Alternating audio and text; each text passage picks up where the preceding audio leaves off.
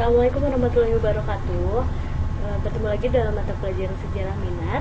Pada kesempatan kali ini kita akan melanjutkan materi sebelumnya, yaitu mengenai evolusi teknologi. Nah, kali ini kita akan belajar mengenai teknologi transportasi. Tentu kita sudah tahu ya, yang disebut dengan transportasi adalah segala sesuatu yang berkaitan dengan pemindahan barang atau makhluk hidup, manusia ya, atau hewan dari satu tempat ke tempat yang lain. Itu adalah transportasi. Transportasi itu ada beberapa jenis. Ada yang disebut dengan transportasi darat, ada transportasi laut, dan transportasi udara. Nah, kita akan mulai dari transportasi darat. Transportasi darat sebetulnya kalau kita lihat dari gambar, ini yang salah satu yang juga berpengaruh dan paling banyak digunakan sekarang ini adalah transportasi berupa mobil. Nah, di sini kita lihat ini adalah mobil yang pertama kali awal-awal dibuat itu pada tahun kurang lebih tahun 1890 oleh Karl Benz dan Gottlieb Daimler. Nah, kedua orang inilah yang kemudian membuat mobil yang dirancang pertama dan masih dalam kalangan terbatas, dan ini mobil kuno inilah yang pada akhirnya menandai awal era kendaraan bermotor. Dengan ditemukannya mobil berpengaruh juga pada hal yang lain. Salah satunya itu adalah berpengaruh terhadap teknologi konstruksi jalan. Mulailah dibangun jalan-jalan besar untuk dilalui oleh mobil-mobil ini. Nah, selain dari pembuatan mobil, sebetulnya yang lebih berpengaruh lagi itu dimulai ketika penemuan lokomotif uap ya. Lokomotif uap ini pertama kali dikembangkan oleh Richard Trevithick pada tahun 1804 di South Wales. Nah, dari lokomotif uap ini kemudian nanti berkembang menjadi lokomotif yang bertenaga mesin diesel. Ya, ini mulai dikembangkan oleh Rudolf Diesel. Kemudian nanti berkembang lagi menjadi sekarang itu lebih ke teknologi listrik ya. Jadi kereta listrik, bukan lagi menggunakan diesel atau menggunakan batu bara atau mesin uap. Jadi sekarang lebih menggunakan kereta listrik. Di Indonesia kita sudah tahu ada beberapa jenis ya, ada KRL, ada MRT, ada LRT. Itu jenis-jenis kereta listrik yang hampir mirip semuanya menggunakan listrik, tapi tentu ada perbedaannya. Nah, keuntungan memakai kereta listrik apa? Nah, ini salah satu contoh kereta cepat ya, menggunakan listrik. Karena keuntungannya apa? Ini lebih cepat, tidak bising ya, tidak seperti kereta pada umumnya, dan juga tidak banyak menimbulkan polusi udara. Itu dari segi transportasi darat. Kemudian nantinya kita akan lihat ada transportasi air. Nah, ini pada awal abad ke-20 ini mesin diesel mulai menggantikan posisi dari batu bara yang kemudian nanti akan digantikan oleh listrik. Nah, salah satu kapal laut yang pertama kali menggunakan tenaga diesel adalah namanya Vulcanus. Vulcanus ini milik Belanda, Dutch East India Company tahun 1910. Kemudian nanti mulai berkembang kapal yang memiliki tenaga nuklir, dan nantinya kapal ini yang tadinya itu dibuat oleh tujuan perdagangan. Nah, ini mengenai transportasi air. Ada juga yang disebut dengan kapal feri ya, ada jenis-jenisnya, ada kapal feri, ada juga kapal pesiar. Nah, ini contoh dari transportasi laut. Kemudian nantinya kita lihat ada juga kapal-kapal modern seperti ada kapal induk dan kapal selam. Nah, kapal selam sendiri ini kalau kita lihat ini sebagai transportasi dan juga sebagai teknologi persenjataan sebetulnya, karena digunakan oleh militer. Nah, ini salah satu contoh dari kapal selam. Kebanyakan ini ada kapal selam itu yang pertama kali bertenaga nuklir itu adalah milik dari Amerika Serikat. Kemudian kita lihat di sini ada lagi transportasi udara. Nah, atau pesawat ya. Pesawat sendiri pertama kali diuji cobakan ya dalam dunia penerbangan itu pada tahun 1903 dilakukan oleh Wright bersaudara. Jadi yang disebut sebagai penemu pesawat itu adalah Wright bersaudara. Ada dua orang. bersaudara dari Amerika ini melakukan percobaan penerbangan pertama dengan pesawat udara bersayap 2 tenaga mesin Wright Flyer yang mereka ciptakan. Kemudian nanti mulai berkembang lagi pesawat-pesawat yang lain, hingga nantinya kalau kita lihat ada helikopter juga kayak gitu. Nah, awal mulanya pesawat ini dibuat dengan daya angkut yang maksimalnya itu hanya beberapa orang, ya. Awalnya itu hanya bisa untuk 1 orang, kemudian nanti berkembang menjadi daya angkut 10 orang, dan kemudian nantinya akan berkembang juga pesawat dengan sistem pesawat jet modern yang digunakan untuk kepentingan komersial. Ini digunakan oleh para jutawan. Keunggulan dari, nah ini pesawat jet pertama ini namanya Boeing Commercial Airplane, ya, atau disebut juga Boeing 747. Nah, keunggulannya dari pesawat jet modern itu tidak terlalu bising, bahan bakarnya lebih efisien, dan juga polusi udaranya lebih rendah.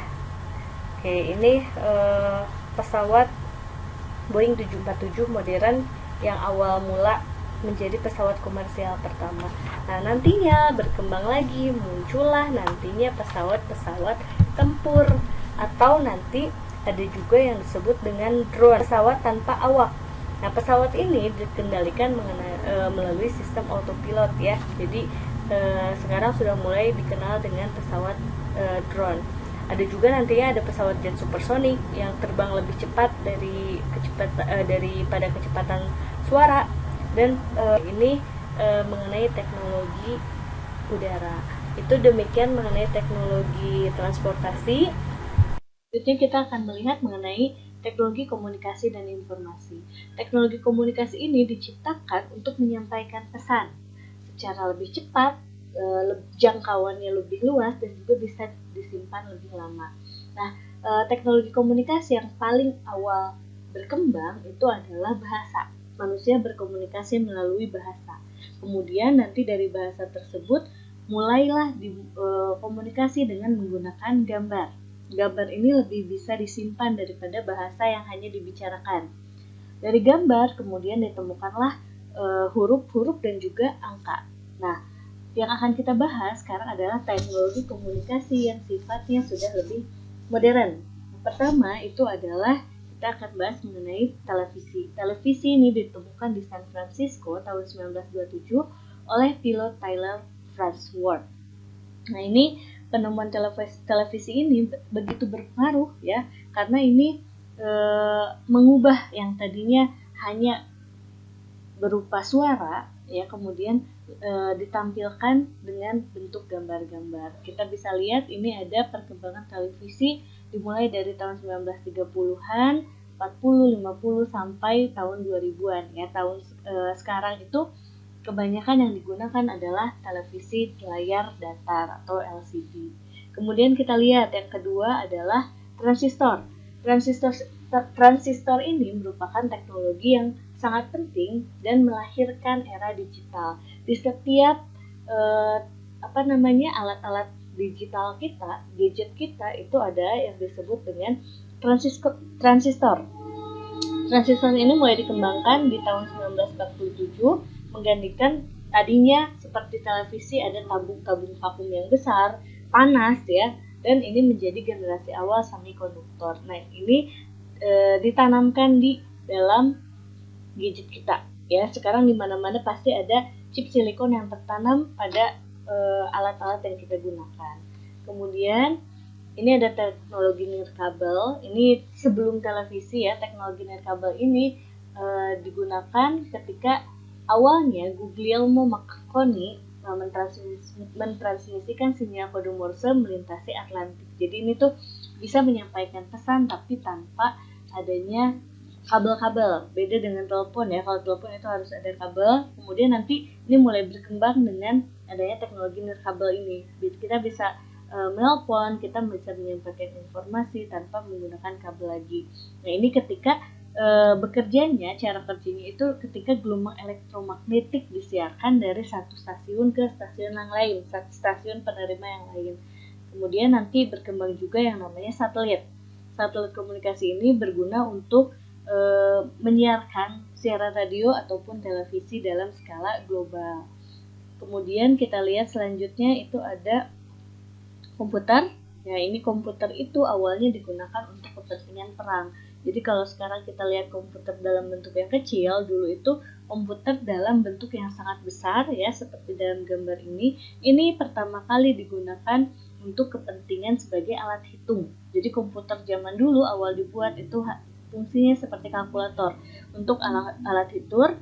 Kemudian ini pertama kali dikembangkan oleh Jerman, nantinya membuat komputer J3 untuk merancang pesawat terbang dan peluru kendali Nazi. Nah, untuk mengimbangi lawan Jerman yaitu Inggris membuat komputer Colossus untuk membaca kode rahasia Jerman.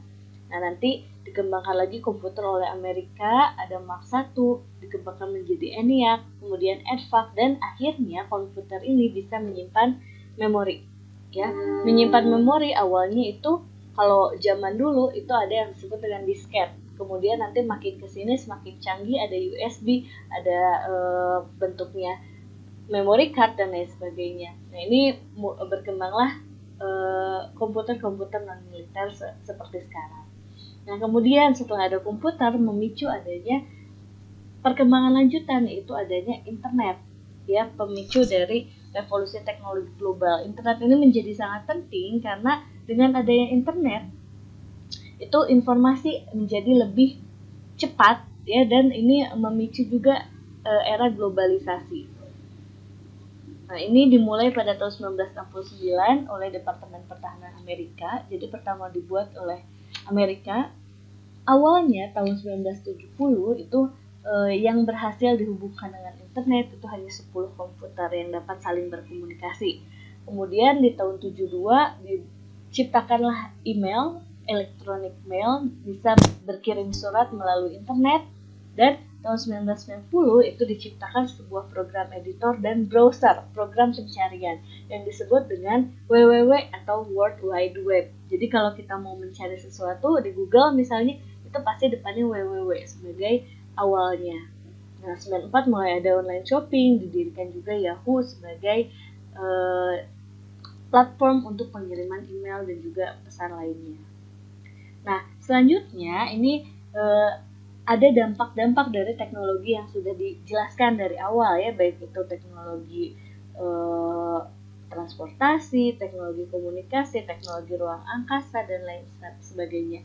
Nah, tugas kalian sekarang cari dampak dari teknologi ya di berbagai bidang, di 5 bidang ini, kemudian dituliskan di buku, dan juga cari pengertian dari teknologi nano dan apa saja contoh penerapan teknologi nano di bidang-bidang ini, di 5 bidang ini, minimal 1 contoh penerapannya. Oke, kemudian jika sudah selesai silahkan dikumpulkan di sekolahan ID-nya. Tenggat waktunya 1 minggu setelah pemberian tugas. Mungkin demikian yang bisa disampaikan, mudah-mudahan bermanfaat. Assalamualaikum warahmatullahi wabarakatuh.